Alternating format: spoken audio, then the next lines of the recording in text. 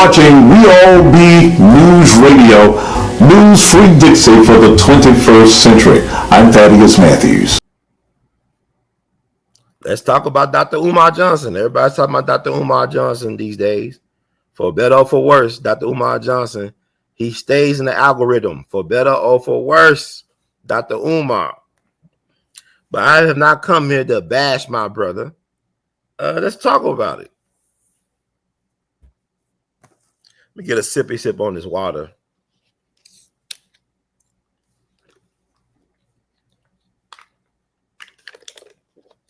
Dr. Umar Johnson is interesting. People call him a grifter, a scammer, things of that nature. I look at him as my brother. And a broke clock could be right twice a day, right? And Dr. Umar, I remember I learned about Dr. Umar Johnson. I was a janitor at Lamont Owen College. I was working through a cleaning business. They contracted the cleaning business I worked for. And I was a janitor at Lamont Owen College. And one of the employees there, they recognized me as Brother Ron. This was years ago. And he burned me a CD of Hidden Colors. Shout out to Tariq Nasheed. A Hidden Colors CD. Because, yeah, Brother Ron, I love what you're doing. WeAllBe, man. I'm a fan. Man, you ever heard of Hidden Colors? I said, no. I want you to check it out. So he gave me a burnt DVD of Hidden Colors. And then how I was introduced to Dr. Umar Johnson for the first time. I was very impressed with Dr. Umar Johnson, his scholarship, the way he was able to connect the dots, the way he made it plain. You can tell he's a very intelligent brother. He had a little bit swag about him, a confidence. I wouldn't necessarily say he was cocky, but he was very much in command of the things he was talking about. Then you fast forward to 2016. I went to Knoxville, the University of Tennessee, Knoxville, for their Black History Month event where they had Dr. Umar Johnson as the lecturer. He was the keynote speaker. And my folks, they went to UT Knoxville. I was conceived, basically I was created at UT Knoxville in a way. My parents met there back in the 70s. My father was from Saginaw, Michigan. My mom was from Memphis, Tennessee. They met for the first time at University of Tennessee, Knoxville. Come to find out, my father's 8th grade math teacher is my mom's aunt, who was originally from Mississippi. So I was meant to be here, folks. They had to come to University of Tennessee, Knoxville. They married. I was conceived on their marriage night, on their wedding night, excuse me. And I came out April 23rd, 1980. But I never really cared for Knoxville like that. It had some type of weird frequency, like some weird vibe about Knoxville I get as I would drive through East Tennessee to get to the East Coast on several occasions throughout the years. I never really was too comfortable being in Knoxville. But anyway, Dr. Umar came there. He did his lecture. I was allowed to record it. The organizer, he allowed me to come there to cover it, and I recorded the lecture.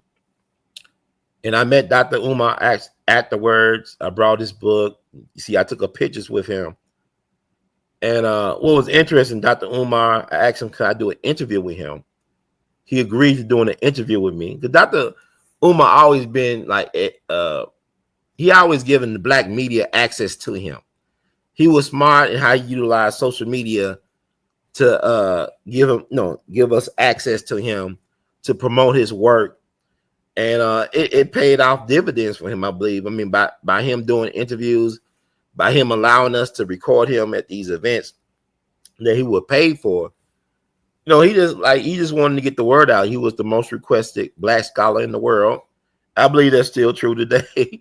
He's the most requested Black scholar, self-proclaimed Prince of Pan-Africanism, self-proclaimed most requested Black scholar in the world. I mean, he's very polarizing. To me, being polarizing, when people know what they feel about you very strongly, is a sign of effectiveness and, dare I say, greatness. So anyway, it got kind of late because Dr. Umar was meeting and greeting, and he's very personable, very accessible brother. And he said, man, we got to postpone the interview. We could do it tomorrow at the hotel, the interview, but join us for dinner. So I said, okay, I'll join y'all for dinner. So we went to IHOP, And Dr. Umar was interesting because, you know, people say mean things about Umar online, or they might say things. He's very cocky, ego. Everybody has an ego. Depending on context, people will be cocky and, sometimes cocky could be confidence. But anyway, I felt like Dr. Umar let his guard down a little bit at the dinner, at the late dinner. He talked about, spirituality, how he went over to Africa to get his African name, how he kept an ancestor altar. He believed in the rituals, in terms of like honoring the ancestors through rituals and altars and stuff like that. And I thought he was being sincere. I don't think he was putting on an act about his personal practices as it relates to his spirituality. And was interesting. He paid for everybody's dinner. I wasn't expecting for him to pay. I mean, it's IHOP. I know I got a Philly cheesesteak, and I guess I'm easy to please, but he actually, I'm gonna pay for everybody. It's okay, cool. And then I met with him the next day before he caught his flight at the hotel in the lobby area, and I did an interview with Dr. Umar. I met him at a couple of times at different places that year of 2016, the year of the 9. Like this year's the year of the 9. So that was a breakout year for We All Be TV, excuse me. And was able to follow Dr. Umar Johnson. I interviewed him Knoxville, interviewed him in Little Rock, interviewed him at the Slave Haven in Memphis, Tennessee. And I will cover his lectures and record them, and he will give me free access to him to talk about certain things, current events. And you see how Dr. Umar Johnson has been doing that over the last several years, going viral, Breakfast Club, Art of Dialogue, different platforms. But I was blessed to be able to have that access to him back in 2016. Now, with that said, I find it interesting that 10 years ago, what was going on with 10 years ago with Dr. Umar Johnson, with these women? This sister from Kansas City did Tasha K show that went woke viral, as they say. I say woke viral. And 10 years ago, Dr. Umar had the situation with the conscious stripper. How many of y'all remember the conscious stripper that Dr. Umar had a situation with? It seems like Dr. Umar likes a certain type of woman. And a lot of these women, they messy. They want to talk about how Umar's messy, his home is messy, all that stuff. I believe they messy because they always spilling the tea. Like 10 years ago this summer was the conscious stripper. And those who've been following Umar for a long time, y'all remember the conscious stripper thing. People say, he got canceled. Now it's over for Umar, but Umar, 10 years later, he's still getting booked talks. So, she go on the circuit talking about her situation with Umar. And this sister here, the Kansas City sister, I think is weird because she said she sought out Umar to help her son, but her son never really met Umar. But she got busy with Umar after a couple of months. It's like, to me, it reflects poorly on the women. More so than Umar. We all know Umar, he liked the sisters. Black queens forever, snow bunnies never, right? Something like that. He loved the sisters and the perks. I mean, he's a star. And people laugh, he's so dusty. I mean, no, he's well known. He's well known. His name get out there. He has a brand. And some people of opposite sex find him attractive. Really, it's not just about Umar. He's very intelligent. You got people that love knowledge. They call them sapiosexuals. Like you just in love with knowledgeable people or something like. What is it, sapiosexual? Let me look that up.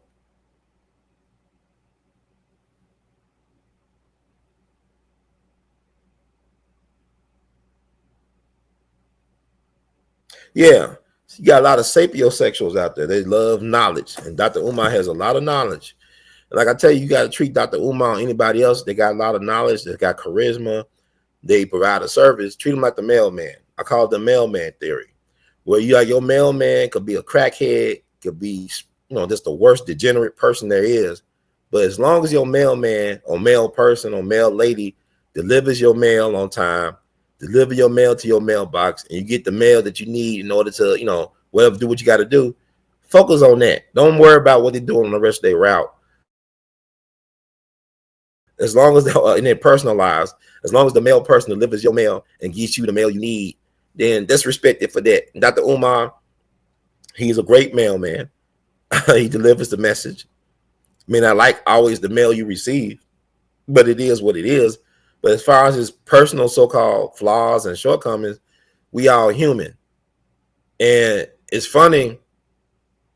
I don't, these are females, right? Would be a scandal if he was involved with gay people. Like if he had a gay male strip, the gay male, the conscious gay male stripper instead of the conscious stripper. Would it be a scandal if it was not straight sex he was dealing with in? Everybody got their fetishes. But my thing is, people, do we throw the baby out with the bathwater? Why would you want to counsel Dr. Umar when he just being a man? He no different than your preacher man that might have indulged in certain things. He's no different than that. You think about when people bring up, well, Malcolm would never be caught like this. I said, well, Malcolm didn't have social media back in the day. Because there was a letter years ago that was circulating that was on auction about about Malcolm X writing to the Honorable Elijah Muhammad about how Dr. Betty Shabazz was treating him at the time. Allegedly, this letter was an authenticated letter that Malcolm wrote to Elijah Muhammad. He talked about how Betty used to downplay him in bed. Like Betty said he was no good in bed. He said that. He allegedly wrote this in Elijah Muhammad that my wife Betty said I was no good in bed. And that you think about Malcolm had 6 daughters. So he was doing something in bed. He wasn't shooting no blanks or nothing. But Betty said his sexual performance was lacking, allegedly. If this Google up this Malcolm X letter to Elijah Muhammad, and he said he told Elijah Muhammad, he said, "Look, man, I used to be a pimp when it was all about controlling their mind. Even if he was lying about my sexual performance, that messes with my mind.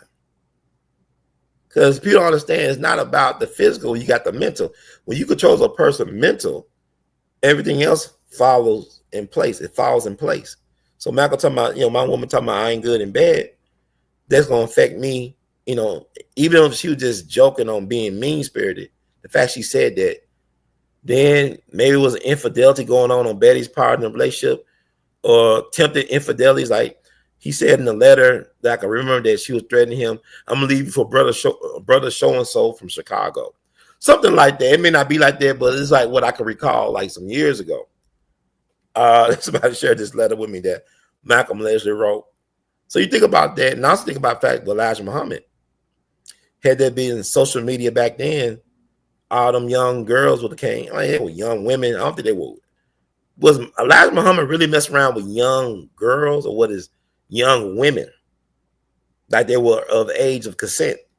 But that would have been a scandal if they had social media. Because Malcolm already was going to the press with it. But imagine if he had social media to amplify. But think about all the stuff y'all like to follow on social media, all this low vibrational stuff. So he put all this stuff out about the messenger, about all these women he had a harem of women, allegedly. And they goes and spin it. You got the AI now, how they do Diddy with the AI. You got the AI stuff going on. Imagine if they had that back in 1960s. And Malcolm be trolling like 50 Cent. Malcolm did live in Queens, right? Was it Queens? His house got firebombed. So Malcolm be trolling like 50 Cent. So I'm saying, y'all ask a lot of Dr. Umar that we don't hold our own selves accountable. But I'm saying for people to say, well, Malcolm and Dr. King, they had social media back in the day. Come on now. Dr. King, they say he loved catfish and cat and smoking, he chain smoked, he drunk alcohol. Dr. King had some habits. He was no different than any other big time preacher, though. But with that said, it doesn't take away from what he did, what he sacrificed and committed his life to. You understand? So Dr. Umar, for all his shortcomings, you can't tell me that the information he delivered over the years wasn't on point. Like, it did not help you. Now with the school thing, it's interesting. Because people talking about, well, he didn't live on the school. I never gave money to Dr. Umar for his school. Dr. Umar was very generous with his time with me in terms of allowing me access to him to interview, in terms of in terms of recording his lectures. That helped me get my name out there and make a little coin to help me travel and stuff and document other things. But I never gave money to the school, and I don't think people should feel bad who gave money to the school. I'm gonna tell you why, because your government takes money from you. Y'all don't ask for the same type of accountability from government as y'all do for Dr. Umar Johnson. The government be robbing everybody. Donald Trump did that Doge. Y'all talk about some Elon Musk, but it exposed a lot of things about government wasteful spending and how they just take our money. You look at the state of our infrastructure. Y'all talking about Russia and Dubai and all these places. They got state of the art. They got state of the art living over there, transportation, everything. You're like, we stuck in the Stone Ages in America in terms of our infrastructure. So I wish that we had the same type of this anger and resolve to hold the government accountable as a lot of us do Dr. Umar Johnson. I think the world would be a better place if these institutions was held to a standard that a lot of us would like to hold Dr. Umar Johnson to. That's what I'm trying to say. And the thing, I say I don't, it was Ezekiel Kelly or Dr. Umar Johnson, I don't like to kick a black man when he's down. I don't celebrate anybody going to prison. I don't celebrate anybody having a hard time at it. I don't do that. I don't believe in it. I really don't. I know how people treat me. Yes, Dr. Umar, Little Rock, I gave him a Lifetime Achievement Award. This is back in 2016. And also, I made a shirt with his canon likeness on it. Canon likeness with Frederick Douglass and Marcus Mosiah Garvey, the Prince of Pan-Africanism, giving him his due, his flowers. So we did a Lifetime Achievement Award. And what I would say about Dr. Umar Johnson went to school, so what?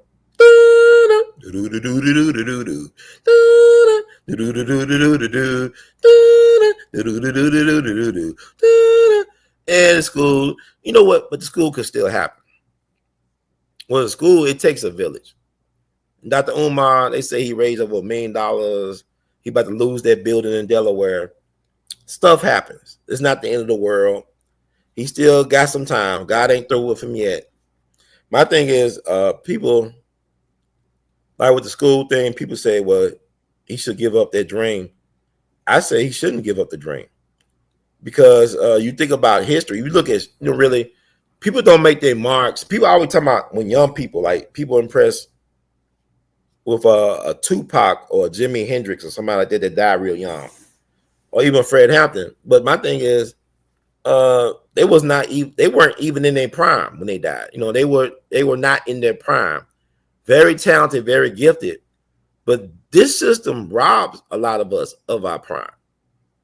Even if we live into our prime, we're not at the level we should be because we've been robbed by the system in terms of how they deplete our confidence, our resources, our knowledge of self. So what they said, I don't believe it's over for Dr. Umar in his school. I believe that he got to have an honest reflection about the situation, about his own situation. I don't know the brother that well to know what's going on with him personally, but he got to have that come to whatever moment, ancestors and universe soul God. And it's not over till it's over. I believe the school can still happen, but what's happening is that he missed out on a generation of kids that could have benefited from his school. Like, people say he's been trying to raise money for school for almost 20 years. A generation is 20 years, right? But my thing is not to dictate that he should give up whatever he's trying to do. He should, go all in on it. I would think, like, as an approach, I've been thinking about this too. Like, let's say if he took a portion of the money he raised and invested it in stocks and Bitcoin or something, that could have probably helped him, get that school off with an endowment. Because I believe his school gonna need an endowment. Any institution needs an endowment that's going to last beyond a generation or so. I could think that he could use I don't know if he's been reached out to by people like Robert F. Smith, the multi-billionaire, who forgave the loans and debts of the Morehouse graduating class that he was the keynote speaker for, I believe back in 2018. Did he have the guy who know how to he made most of his money behind the scenes and investments and stuff. He should have a team of people he could talk to help him move this money, to invest this money, to get a great return on that money. So he would be in the process of not only having the school built, but also having an endowment, and also get the staff. He needs the staff. He's going to be principal. He got to be leading the staff. So I don't know what the situation is, but it's a great undertaking. And you got models of boarding black schools that work. Look at Piney Woods outside of Jackson, Mississippi. Piney Woods was started by Kathy Hughes' father. Kathy Hughes, who created Radio 1 and TV 1, that Kathy Hughes, her father started Piney Woods down in Mississippi back in the 20th century. That dude had a gift for the gab. He had a silver tongue. They said that white folks were trying to lynch him back in the day. He talked on white folks out of lynching him. Not only did he talked on white folks out of lynching him, they raised money for his school. He got the white folks that wanted to kill him. He inspired them to raise money for his school. Piney Woods still exists to this day as a boarding school for black kids. Down in Mississippi, look up Piney Woods. And that's Kathy Hughes' father, the founder of Radio 1, TV 1. Media mogul Kathy Hughes, who used to do co-host a talk show with Baba Dick Gregory back in the day. That was very popular in D.C. They're Kathy Hughes. So it's still possible Dr. Umar do his thing. And I wish him well. I hope y'all can hear me. Let me know if y'all can hear me, because I like this microphone. I get a new microphone. Y'all give me some donations. Yeah, I'll get a new microphone and a new setup. But anyway, but I wish Dr. Umar well in his journey. But I just think it's really interesting. Like every 10 years, Dr. Umar get into this female scandal stuff. But I promise you, they had social media back in Dr. King, Malcolm Day, and all that, Elijah Muhammad Day. There'll be women out there with loose tongues, loose lips of all times. Excuse me, loose lips of all kinds sink ships, baby.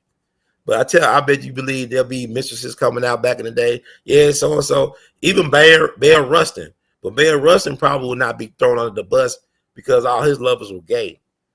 It's like it's only a scandal when it's straight heterosex. It's not a scandal when it's gay. Like if Shannon Sharp was messing around with a male OnlyFans model or escort, you think he'll get this much pushback? It was like a 19-year-old. It's like even with Bishop Eddie Long, I found it hilarious, not in a ha-ha way, but to me it's a ha-ha way. You know how they try to paint Bishop Eddie Long. To me, Bishop Eddie Long was a hypocrite because he'll bash gay people on his platform, knowing good well that he had a harem of black boys or black men that he used to take around the world and give them everything. And the only reason we found out about it is because he stopped paying for their lifestyles. So to me, this was consensual. The young guys was consensually involved with Bishop Eddie Long. But the reason why, allegedly, I assume, from what I can gather, allegedly, the reason why we found out about Eddie Long's dark side or his other side, his fetish sides for black males, was because he stopped paying that lifestyle. He stopped buying them cars, them homes, them foreign trips. And that's why he got exposed. Same thing with R. Kelly. When he stopped supplying the lifestyle, that's when they threw the book at him. So that's why I feel about it. But Dr. Umar, wish you the best, young man. God ain't through with you yet. America loves a good comeback story. America loves a good comeback story. America loves a good comeback story. So keep on coming back, Dr. Umar. If the market is willing to pay for your services, by all means, keep on coming back. But people learn that the only person that can save you is yourself. Dr. Umar ain't qualified to save you. You are only qualified to save you. And baby, if you're not qualified to save you, you are in trouble, and not no good trouble at that. So that's my take on Dr. Umar, whatever. I ain't gonna throw the man on the bus. He did a lot of good for people, whether they admit to it or not, but he likes a certain type of woman. To me, the women that Dr. Umar involves himself in, based on what I know on social media evidence, ain't gonna be the women that gonna carry your legacy when you're gone, my brother. Look at one thing about the leaders that we admire. For the most part, a lot of them married the right type of woman. So when they pass on, the legacy doesn't die with them. Case in point, Coretta Scott King was that one. When Dr. King got taken out of here on April 4th, 1968, the next day she was already working on his legacy. She was already working on building the King Center.